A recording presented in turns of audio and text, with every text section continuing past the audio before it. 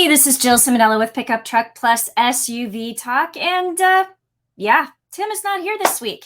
He is on vacation. So this week's truck news recap is just me. But I think I've got some interesting things on tap for you. So let's take a look at what is going on in the truck and SUV world. And the first thing I want to talk about today is actually this right here.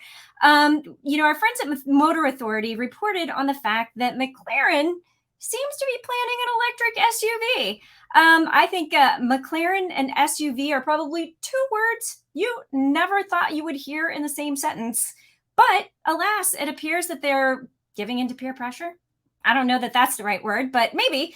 They said they would never do it in 2019. They would never have an SUV. Yet, with the success of Aston Martin and Lamborghini with their SUVs, it looks like it might be on the table.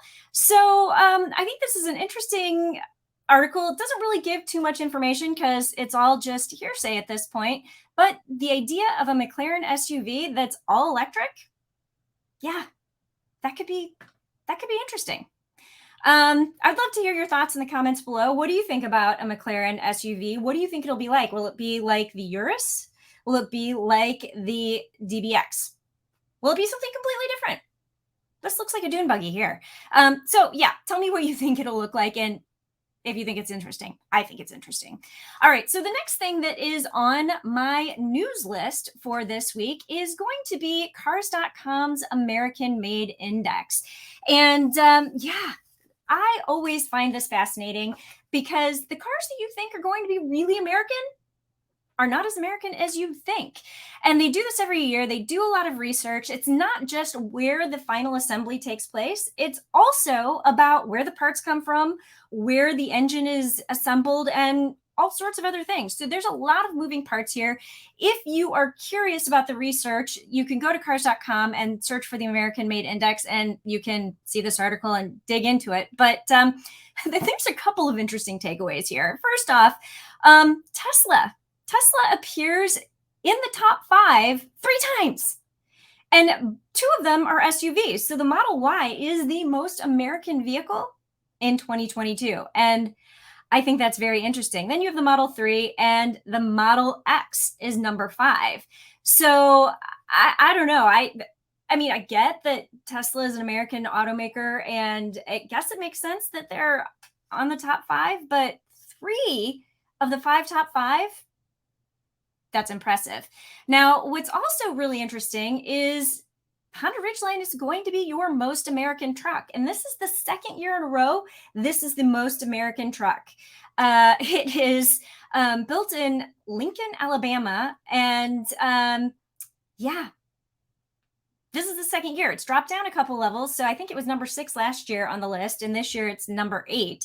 But for 2022, 8. Now, the first American truck on the list is going to be the GMC Canyon and its twin, the Chevrolet Colorado. But those don't hit in the top 10. Those are actually 12 and 13. Then you've got the Ranger at 17. And yeah, that's it. That rounds out the truck list in the top 20. The first full-size truck is at 21, and that is going to be the Ford F-150. So I don't know. I find this list fascinating every year. I'm going to put a story on the website, and we'll dig into this a little bit more and look at some of the research and talk about how American these trucks are. But the last thing I want to do is kind of scroll down to the bottom of the list here and look at the 2 least American trucks on the list. Yeah, the Silverado and the Sierra 1500, so Chevrolet and GMC, which were refreshed for the 2022 model year. Those are really not as American as you think, even though the final assembly is in Roanoke, Indiana. So yeah, you got to check this out. Stay tuned for the web because I'll have some more information coming soon. Now, the final thing that is not on our website that I want to look at is from our friends at Muscle Trucks and Cars, or Muscle Cars and Trucks. Let me get that right. Story by Zach M. And I don't know. I really like the Wagoneer, and I've driven it. It fit in my garage. It is a behemoth in the city, but it is ultra luxury, super comfortable. And I like all the finishing touches. I think Jeep has done a really good job with the Wagoneer. And Muscle Cars and Trucks is saying that there could be another Wagoneer coming that's going to be smaller. But not only that, it's going to be smaller and electric. So that was one of those things that just kind of caught my eye this year. We know that Stellantis, which is the parent company of Jeep, is trying to make the move towards electric vehicles. And they're saying that this will be likely to be built on the STLA large architecture, and that it'll be based on the next generation Cherokee. So I mean, I'm kind of wondering what Jeep is doing here. I don't know if you have some curiosity here, but I'm wondering if they're going to start cannibalizing each other, especially if they're building another Jeep that's built on the same platform as a Jeep that's smaller than the Wagoneer. I don't know. I mean, maybe the fact that it's electric will set it apart, but if everything is going electric, then won't they compete eventually? I don't know. So I just thought that was interesting. Stay tuned for more details. We'll probably see this debuted sometime next year, coming out in 2024, 2025. And I think it'll be interesting. So those are 3 news items that are not on our website, but we've had a busy week at our website as well. Even though I was traveling this week, I was driving the Ford Bronco Everglades. Can't talk about that just yet. But we have, first up, Chevy previews the 2023 ZR2 Colorado. And so they've also let us know that they're going to actually fully reveal it in July. So July 28th. We've seen some spy shots of the Colorado previously. I have a link to that video, the article there. But based on what we saw in the video, I think that it's safe to say the front is going to be redesigned. The back is going to be redesigned. Obviously, this is a completely new vehicle. And you're going to see more Silverado cues in the smaller mid-sized truck, from the headlights to the taillights, and some of the blockier design elements. As far as ZR2 stuff, we saw a safari bar on the front, and they put a little notation underneath on the video, the teaser video, that it could block the video, it could block the camera on the front. So that makes us think that maybe it's going to be more of an accessory than an actual feature on the ZR2. But yeah. We see all-terrain tires, and it looks like there's an appearance package with a decal over the front right fender. As far as the interior is concerned, like literally all we saw were hands on a steering wheel, but I think it's pretty safe to assume that we're going to see some of the things that were in the 2022 Silverado make their way into the 2023 Colorado and the Colorado ZR2. So think larger screens, bigger, better materials, and a Google-powered operating system. This right here is going to be the video. It's on Instagram. That's where they revealed it. You know what? I'm just going to play really quick.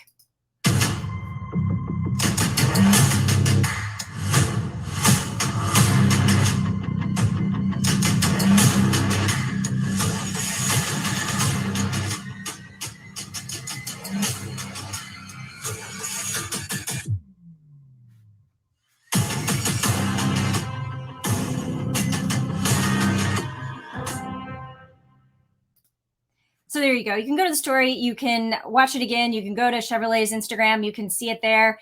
Kind of bumping music there. I don't know. I was grooving a little bit.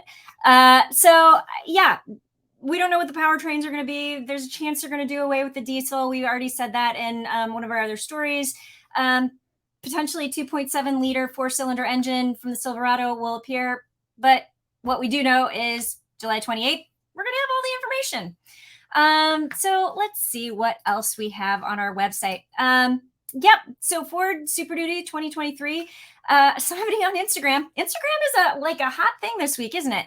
Somebody on Instagram leaked some spy photos. So you should definitely click on the story, click on this guy's Instagram channel, Illumiduty.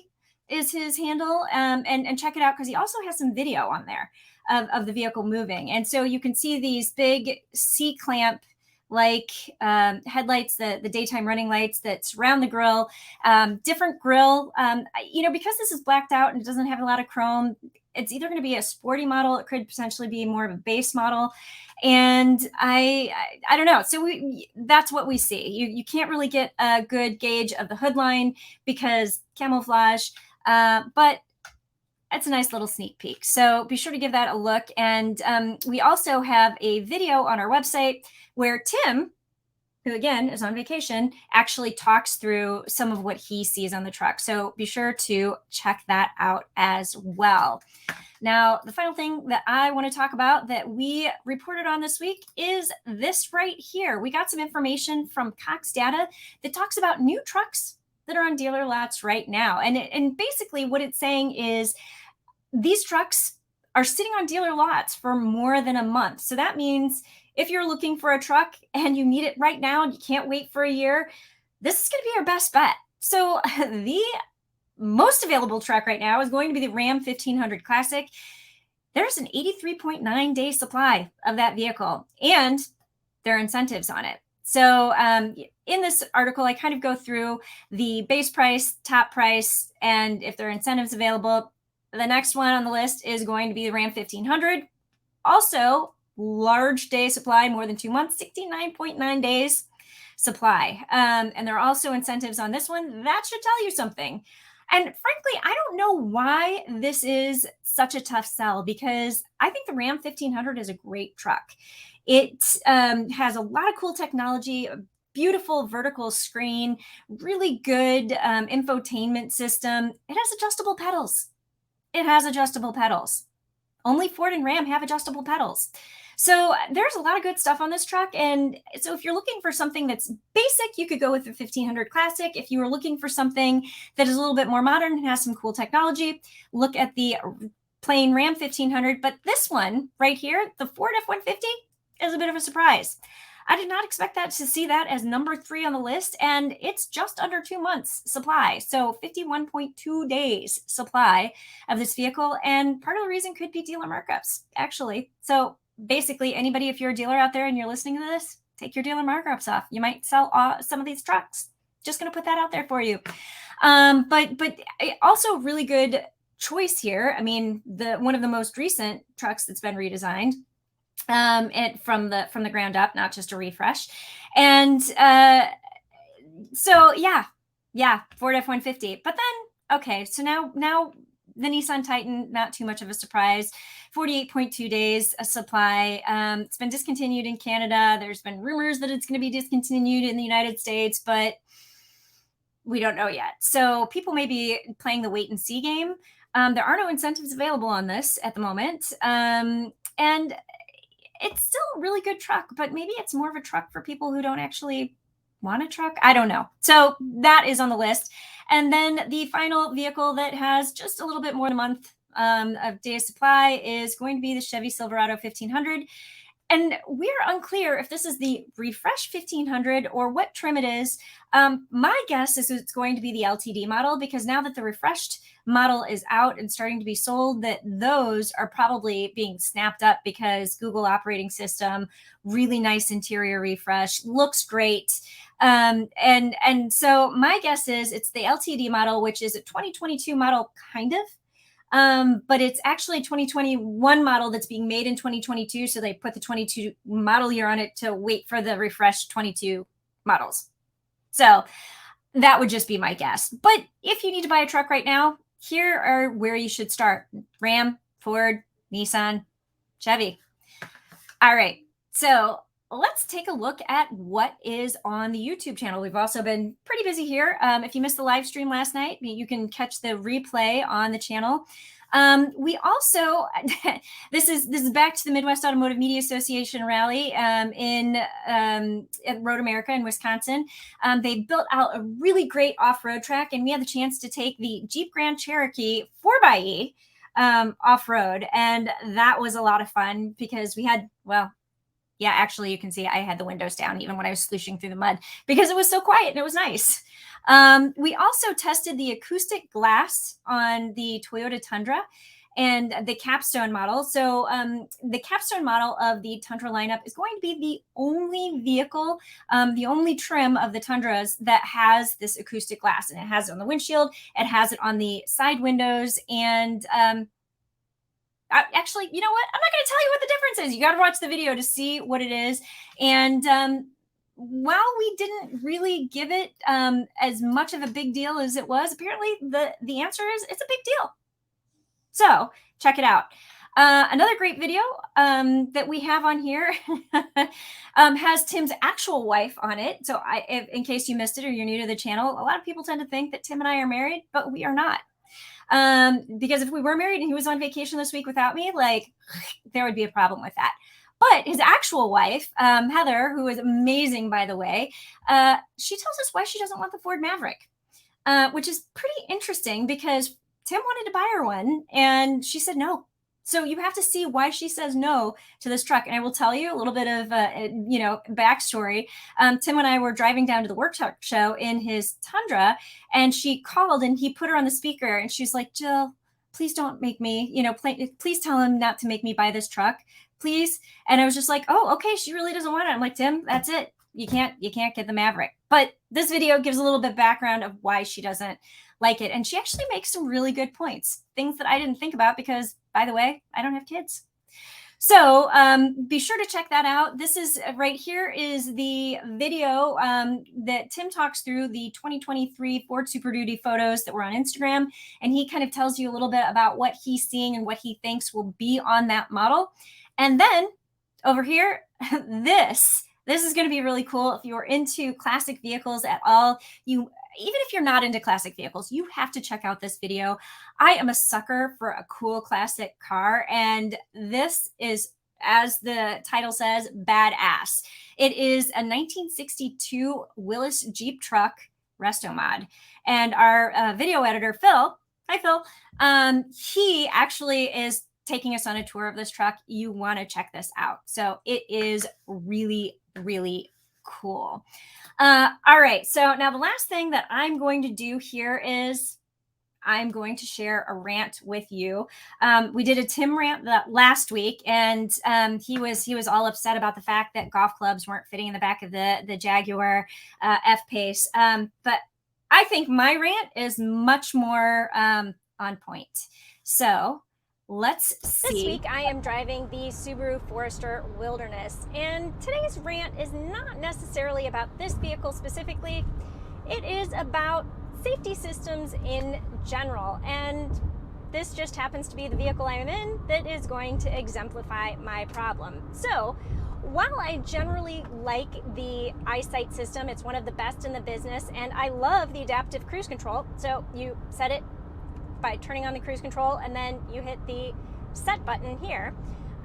So I like how easy that is to operate, but what I don't like is this right here, and that is going to be the steer assist functionality, and that's because it is really aggressive. So what this rant is really more about aggressive safety systems than it is about the eyesight system or the Subaru system in general. Because here's the thing, I've driven 455 miles in this vehicle, and I found myself turning off the steer assist functionality more often than I kept it on, because I'm trying to turn the steering wheel here just a little bit and it is not moving at all. I'm trying to avoid potholes, trying to steer around corners. This vehicle is having none of that without some serious input from me. And to me, that is a miss, because what I did is then I've turned the system off. So I'm not engaging the system, which means it is not active when I really need it to be active. And for me, that is a problem and defeats the purpose of a safety system. Now, I've seen aggressive systems in the Jeep Compass. I've seen them in other vehicles. So it's not specific and unique to the Subaru Forester, but it's just a little bit annoying. And I really wish that automakers would get their SHIT together and make a system that is not overly aggressive, but it is appropriately aggressive, so you leave it all turned on. That is the goal, leave it turned on. But if I'm fighting against the system, if I don't like all of the beeps and squeaks, because this also has a lot of those, if I don't like those, I'm just going to turn the system off. I'm going to turn the warning signs and beeps and sounds off. And then when I really need it, it's not available. And yeah, it may as well not be on the vehicle at all. So that is this week's rant. All I want is a safety system that works the way it should and drives the way I would drive, but then keeps me safe. If I turn everything off, it's not keeping me safe. That is this week's rant. All right, so there you go. That is this week's rant. I would love to know what you think of safety systems in vehicles today. Do you leave them on? Do you turn them off? Are there some features that you leave on? Are there some things that you turn off? Do they help you? Do they annoy you? What do you think of safety systems in today's vehicles? So that's the rant, and I definitely want your feedback on that. What's the best safety system? Worst safety system? Yeah, that kind of stuff. But that's what we got going on this week. Next week, like I said, I was driving the Ford Bronco Everglades, so I will have a review up on that. We will stay tuned for more news. I believe I have a Cadillac SRX video review coming up, and there are going to be just new videos dropping every day. So be sure to check it out, and be sure to check us out also on Facebook, Instagram, and Twitter at Pickup Truck Talk. Pickup Truck Talk. Trying to go through this really fast. It's not working. And you can check me out on Instagram, Twitter, and TikTok at Jill Ciminillo. So be sure to catch me there. And I think that's all I've got for this week. And be sure to check us out on the web as well, because we keep that updated every day. PickupTruckTalk.com. And I will see you down the road.